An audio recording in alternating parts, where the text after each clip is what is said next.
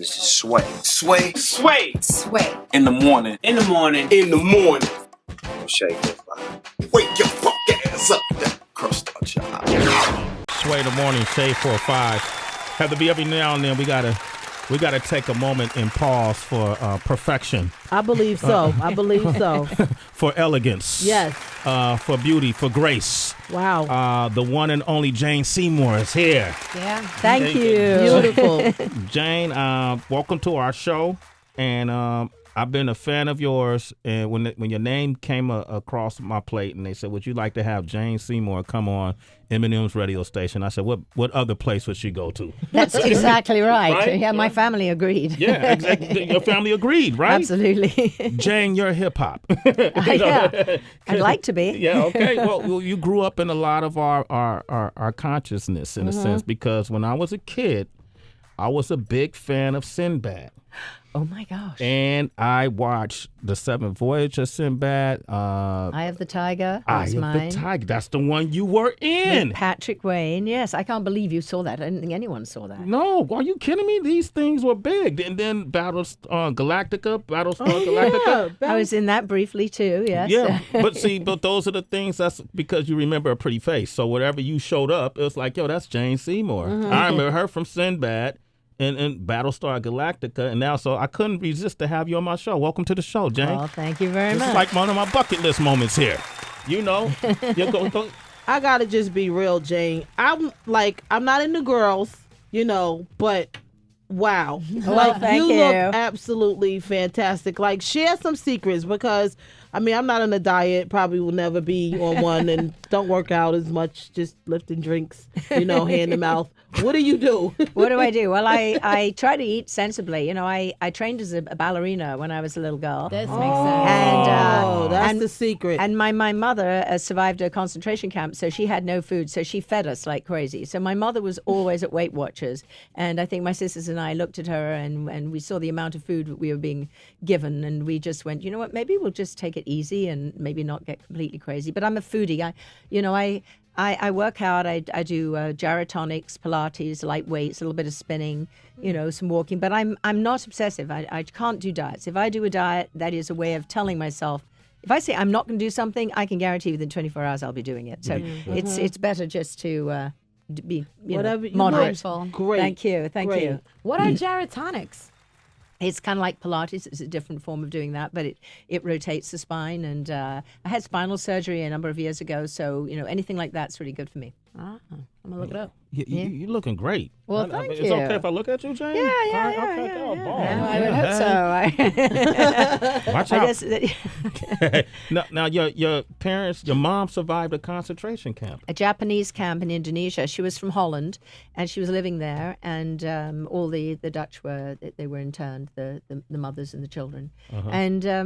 And after that, after the war, she met my father, and my father had actually opened the gates of Bergen-Belsen, and had lost some cousins in the Holocaust.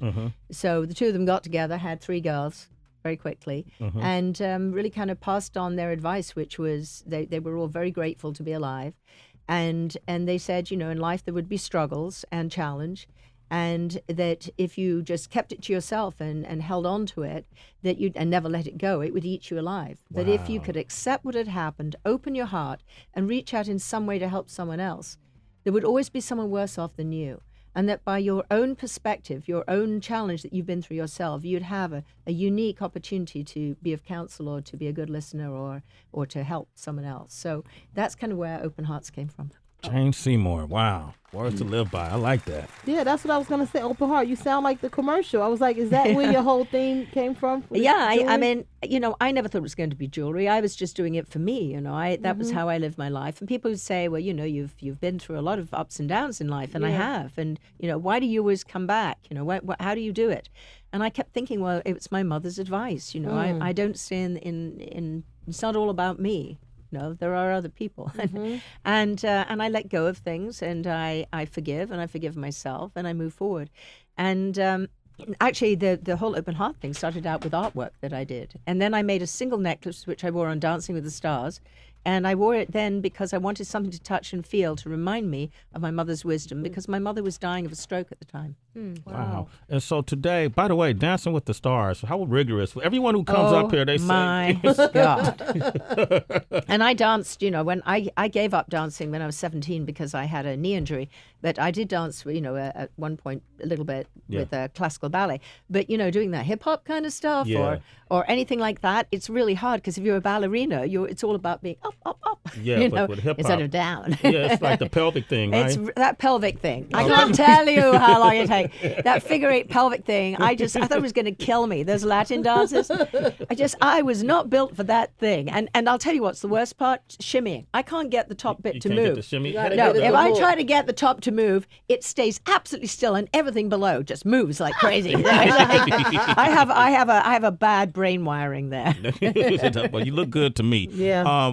I know you wanted to talk, and now hearing the relationship with your mom, just these brief stories, I can tell you had a strong bond with your mom. Mother's Day is coming up, and I was telling you, I have a mother, I have a 90-year-old grandmother, and I have a grandmother who's 100 years old. Unbelievable. And I always make a point, they all live in Oakland, California, so I always make a point to go home. I just came back this past weekend. I'll be there this weekend. Mothers are so important, and you wanted to talk about that. I do. I'm a mother of 6. Wow. And, I think a lot of people try to be the perfect mom, and there is no such thing, and there's no perfect kid either. But I think, what my mother taught me was, the advice that I just told you, but also I think you have to let go and you don't own your children. Your children are going to become who they're going to become. And more often than not, they will excel in whatever they do because they've fallen and pulled themselves up and turned it into whatever their opportunity is or whatever their specialty is in life. So you can't just say, this is my child and my child's going to be exactly this way. I think you have to hope that by walking the walk and rather than talking the talk, that they will decide to make some good choices.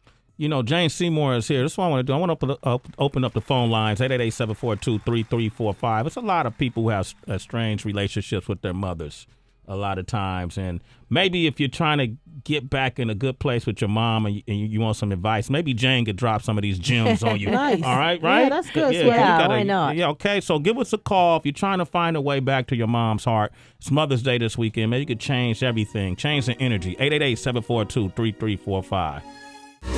Sway in the morning. Pour out some liquor and I reminisce. Cause through the drama I can always depend on my mama. There it is. 48 minutes into the hour.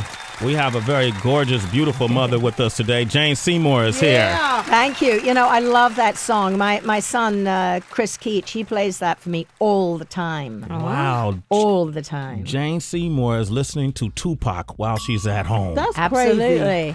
Wow. But you got some hip-hop friends. You got Swayze, your friend of Swayze, right? Yes, Swayze actually grew up in my home. Okay. In fact, I almost adopted him because he lived there more than anywhere else. Oh, really? No, he grew up.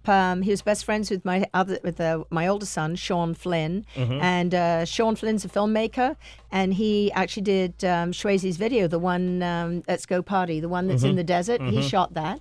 He also shot Paper Crown, which his younger brother Johnny Keach. I told you about the twin. He's rock and roll, and he's just done something that's coming out in June, I think, for Cold War kids. So, yeah, we're all into music. Yeah, here. Jane, you up on it, man. You got a hip hop meets ballet project that you're working on. I do. I can't wait for people to see it. It's called High Strung. And it's about a classical ballerina who's going to a conservatory who bumps into and falls in love with this kid that's playing classical violin in the subway, gets beaten up, loses his violin by a gang, and then there's this kind of whole hip-hop meets every form of dance.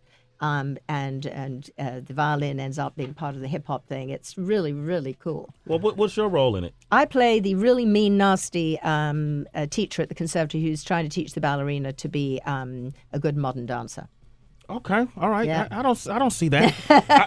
And I'm exec producing it too. But we're going to Cannes next week, and a bunch of people are interested in having it. So I'm hoping that gets to be seen big time. Well, congratulations! I can't wait to see it. Heather, you pull up Paper Crown. Right Yeah. That's Strange State of Paper Crown, right? Okay, Jane Seymour is here. Ballerinas seem like because they're so limber for so many years that they probably have the best sex. Would you agree with that? Okay, I would just say there's never been a complaint. Hey, Jane Seymour. Taking notes. No, I have been told that. Yes. Yeah. The limberness. But for some reason, I have never been involved with another dancer, so I wouldn't know, you know. Oh, yeah. I've been the limber one. Okay, so you never you never got involved with a ballerina. Okay. Or a ballet dancer. A ballet dancer, yeah. A male ballet Could have been dancer. ballerina. It could have been. It's It modern could have times. been, You never yeah. know. People to each their own. All right, Jane Seymour is here. We're talking about Mother's Day. And we got Leah on the line from Houston. And if anyone has a relationship with their mom that they want to better, perhaps Jane could give you some advice. Leah, good morning. How are you? Hey, Leah. Good morning. Hello. I love y'all. Hey, everybody. Hey, Leah. Yeah. Okay. My mother didn't raise me and my sister. She was on drugs real bad for majority of our life. And we have tried countless times. I mean, we've been in therapy for probably most of our lives, but I just don't see how we can make this relationship better. We've tried, and I mean, she'll call and, you know, she kind of wants to borrow money, and she'll down talk us to other family members when she doesn't get it. Luckily, we've been raised by many of our family members and family friends, and my grandma raised us until she passed away. So I have many mothers, thank God. But I just don't. Every Mother's Day is really hard because it's nothing like having a relationship with your mother. Yeah. Right. Well, you know something. You're so lucky to have other mothers in your life. And I always tell people you don't actually have to have a child genetically to be a mother to someone. You know, it's the act of mothering that's important. And one of the images that I paint is called the family, and that's open hearts that connect continually. And the idea is these are people that you connect with in your life that become your family rather than necessarily your DNA family. But I do know, I mean, addiction is the most terrible, horrible thing. You know, it's a disease. You can't stop someone from being an addict. They have to decide for themselves they want to. And if they don't, you have to take care of yourself. And it sounds like you are. And, you know, by taking care of yourself and moving on with your life, that is actually giving yourself the gift your mother can't give you at Mother's Day. So should she even try to attempt to strengthen the relationship, you think, with her mom? I think the only way to do it is just to accept who she is and what she is, and you know, hope and pray that she'll get over it. But meanwhile, she can't obsess with it. She's got to move forward for herself, and that's the only thing you can do. Okay, Leah, you got that? I got it. All right, you're a citizen, Leah. A Sway in the morning. All right, Jane Seymour is here. Wow. We had someone as a guest on our show that worked with you on one of your shows, Dr. Quinn, Medicine Woman. And she had a question for you. She goes by the name of Kristen Davis. She played on Sex and the City. Oh, yeah? You remember her? Yes. Okay. She was on Dr. Quinn? Yeah. Oh, my God. Well, obviously, long before she was famous. Yeah. So, Yeah. well, I guess I know how this question is going to go. No, but I don't remember too much about this. All right. Well, since I'm playing the question. Well, let's play the Okay, question. what's the question? What did she play? Hi, Jane. It's Kristen Davis. I just wanted to ask you if you remember who I played on your show, Medicine Woman. Oh no! That's so terrible. I when I did Dr. Quinn, I was on that for 6 or 7 years and working 18-hour days, and I was lucky if I remembered the lines, let alone who I was myself. I'm sure I'd remember.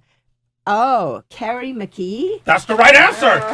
Yeah. Oh, it's a good thing I have a cheat sheet here. But you know what? I'm really glad that doing Dr. Quinn didn't hurt your career. Okay. That's Kristen Davis. She's doing excellent now for herself. Jane Seymour. I gotta look that one up. You gotta look Which that episode, one up. yeah. She was so happy. I told her you were coming by the show. We were all celebrating you being here. So, and she was one of them. But couple things we learned about you is, you're up on your hip hop knowledge. Yes. Absolutely. Okay. You have a very amazing journey, your family and you, to get to where you are today. You believe in Mother's Day and strengthening relationships with mothers. You got a new project about ballet and hip hop that's coming out. You guys are pushing it to Cannes. And finally, to me, one of the most important things is that ballerinas do it better. All right. Got that from Jane Seymour. Wonderful facts. All right, Jane, thank you for coming by the show. Well, thank you. This is a huge privilege. The privilege is ours. Now when I watch, I'm going to go back and watch Sinbad, The Eye of the Tiger again. Everything. And then I'm going to say, I know you. And Live and Let Die. Okay, Never Let Die. Never Never Let Let Die. Die, James yeah. Bond, right. James Bond, how you can Wedding Crashes. Wedding Crashers, that's right. She was great in that. Yep, well, I know all of those, but for me, it started with Sinbad. Oh, okay. All right. Okay, Jane Seymour. Up next, we got Celebrity Wire. Yeah, and Robert Thicke, he's back to annoying the public. I'll let you know what he did. Shade 45. It's Sway in the morning, only On Shade 45.